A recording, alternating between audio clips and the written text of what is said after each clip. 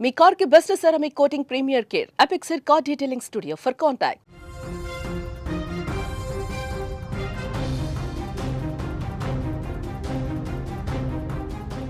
Saudi అరేబియాలో అత్యంత ఘోర ప్రమాదంలో 45 మంది అమాయక ప్రాణాలు గాల్లో కలిసిపోయాయి. మృతులంతా మన హైదరాబాద్ వాసులే కావటం మరింత విషాదం. మక్కా మదీనా వెళ్లే హైవేపై ఈ దుర్ఘటన చోటు చేసుకుంది. బస్సు డీజిల్ ట్యాంకర్ను వేగంగా ఢీకొట్టింది. ఆ వెంటనే భారీ ఎత్తున మంటలు ఎగిసిపడ్డాయి. బస్సు పూర్తిగా కాలిపోయింది. కనీసం గుర్తించడానికి వీలు లేకుండా మృతదేహాలన్నీ కూడా దగ్ధమయ్యాయి. ఈ ప్రమాదంలో చనిపోయిన వారికి ఆర్థికంగా ఆసరా ఉంటుందా అనే ప్రశ్న ఇప్పుడు ప్రతి ఒక్కరిలోనూ కూడా నెలకొంది. నిజానికి సౌదీ అరేబియాలో అమల్లో ఉన్న హజ్ చట్టాలు ఈ విషయంలో చాలా స్పష్టంగా ఉంటాయి.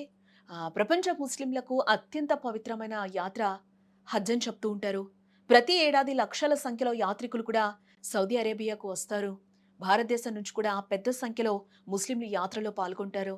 అయితే హజ్ యాత్రలో దురదృష్టవశాత్తు ఎవరైనా మరణిస్తే వారికి నష్టపరిహారం అందుతుందా అంటే సమాధానం కష్టమనే చెప్పాలి. ఇక్కడ సౌదీ అరేబియాలోని హజ్ ఉమ్రా చట్టాలు ఈ విషయంలో చాలా క్లియర్గా ఉంటాయి.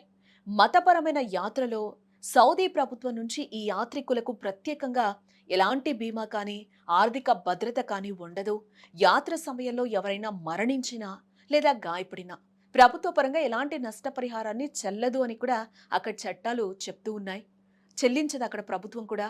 కేవలం చనిపోయిన వారి అంత్యక్రియలకు అధికారికంగా ఏర్పాటు మాత్రమే చేస్తాయని కూడా ఆ చట్టాలు చెప్తూ ఉన్నాయి. అయితే హజ్ యాత్రకు వెళ్లే చాలా మంది భారతీయ యాత్రికులు ప్రయాణానికి ముందే తమ దేశంలో ప్రైవేట్ ట్రావెల్ ఇన్సూరెన్స్ తీసుకుంటారు. ఒకవేళ యాత్రికుడు అటువంటి ప్రైవేట్ బీమా పాలసీని తీసుకొనుంటే ఆర్థిక సహాయం పొందడానికి అవకాశం ఉంటుంది. పాలసీలో ఉన్న నియమ నిబంధనల ప్రకారం బీమా సంస్థ నుంచి ఆ మొత్తాన్ని క్లెయిమ్ చేసుకోవచ్చు.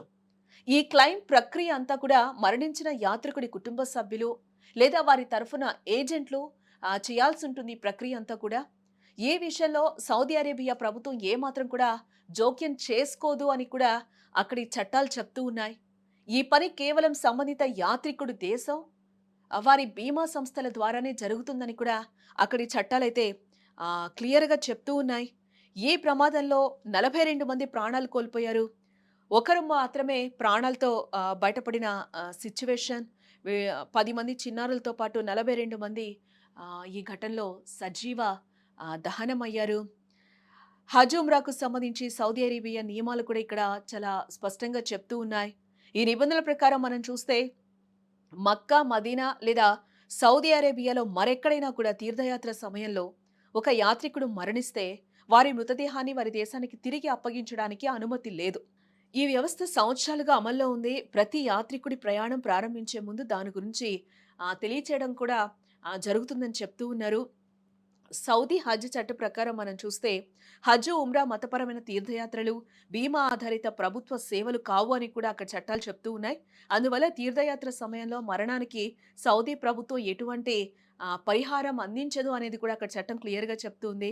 అయితే ఒక వ్యక్తికి భారతదేశంలో ప్రైవేట్ బీమా ఉంటే వారి పాలసీ అటువంటి కేసులను కవర్ చేస్తే ఈ సహాయం అందుబాటులో ఉండొచ్చని కూడా చెప్తున్నారు. కానీ ఈ ప్రక్రియ సౌదీ ప్రభుత్వం ద్వారా కాదు, ఇది ప్రయాణికుల దేశీయ బీమా సంస్థ ద్వారే జరుగుతుందని కూడా చెప్తూ ఉన్నారు. తీర్థయాత్ర సమయంలో మక్కా మదీనాలో సౌదీ రోడ్డుపై లేదా విమానంలో మరణం సంభవిస్తే మరణించిన వ్యక్తిని సౌదీ అరేబియాలో దహనం చేస్తామని ఈ ఫారం ఒకటి స్పష్టంగా క్లియర్గా చెప్తూ ఉంది. హజ్ ఉమ్రా యాత్రికుల అధికారిక ఫారం పై కూడా వీళ్ళు యాత్రకి వెళ్లే ముందే కూడా ఒక ఫామ్ ఉంటుందట. ఆ ఫామ్ని అయితే ఫిలప్ చేయాలి. దాంట్లో కూడా కొన్ని నియమ నిబంధనలు ఉంటాయని కూడా ఆ ఫామ్ ద్వారా చెప్తూ ఉన్నారు.